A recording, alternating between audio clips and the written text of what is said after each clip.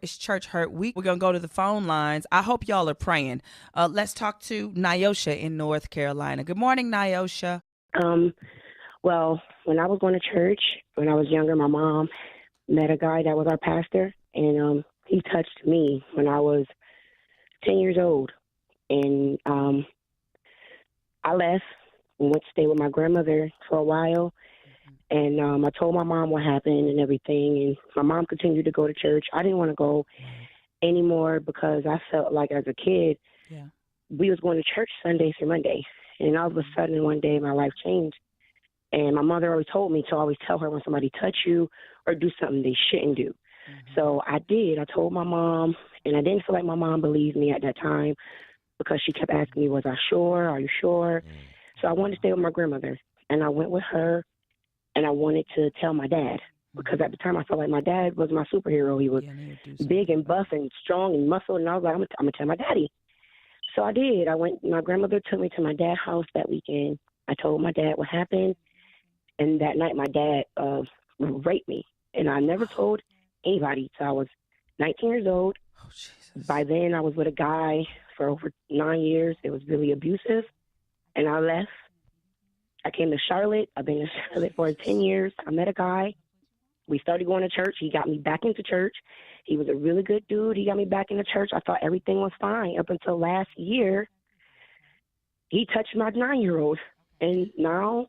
So, Nyosha, can I share something with you? You need to break that spirit over your family, what the enemy is trying to do, because he's trying to manipulate your mind to make you think that's just how it goes, and it is not. There are signs that you should pay attention to so you recognize, but you need to kind of cut him off, of course. I did. And then he's in jail, actually. We went to court last month. He's in prison. Okay. I'm praying for your healing. I'm praying for your mental restoration, that God heal you and your daughter, that you talk freely with her, but make sure you pray before the conversation so anger and resentment don't set in your heart. I thank you. Appreciate your boldness to even call and share this morning. This means that you are on your way to freedom, that God can set you free. And then maybe you can help someone else recognize the signs of someone who would come and do this awful, awful, terrible act. God bless you. I'll be praying for you, Nyosha. Thank you for calling this morning. Thank you. You're welcome. Love you. Love you too. And thank you so much. You're I so love listening welcome. to you guys. Y'all help me. Thank you. Absolutely. God bless you. God bless you. Thank you. Bless you too. Bye-bye.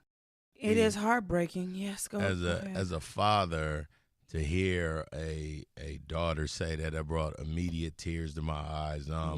Your father supposed to protect you. Your father is supposed to keep you from harm. And when you are harmed by the ones that love you or are supposed to love you the most, it will skew your upbringing. It will, traumatically, PTSD style. It will always, when your dad touches you and that's your dad, how are you supposed to continue your life as a quote unquote normal girl? But you can. And that's what I want everybody listening now to know, that you can, that freedom is possible. Listen, Jesus ain't walking the earth no more, and neither is Satan. They both use people. And there are people who are straight up used by Satan, but God can still deliver and heal and restore you.